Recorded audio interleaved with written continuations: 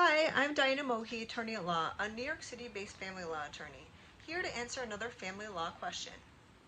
Why do courts need to give permission to a parent to relocate with their child?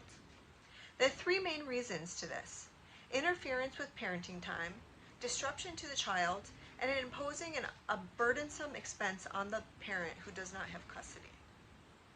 It is disruptive to a child to change their routine that they've grown used to. Perhaps their parent lived only a block away, and now you've decided to move them to another state, or even across the river in New York City area, which is highly inconvenient to get to. Also, this interferes with the parenting time of the other parent, because they have to travel longer distances to see their child, and therefore that cuts down on the time they may have with that child. The third category is expense. If you move to a different state like Florida or California, and the parent who didn't have custody lived in New York City, then obviously that parent has to expend a lot more resources in order to see the child. It becomes super expensive if you're trying to see the child on a regular basis. Therefore, the court requires you to do a motion to relocate your child. Perhaps it is in the best interest of the child, and the court may grant you permission.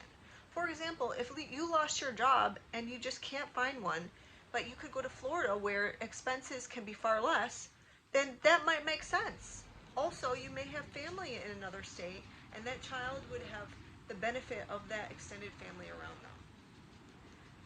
For parents who are seeking to oppose a relocation of their child, perhaps they could argue that they could not find a more comparable job where the child is, and therefore that, among other reasons, is why the court should deny the petition of the child to relocate.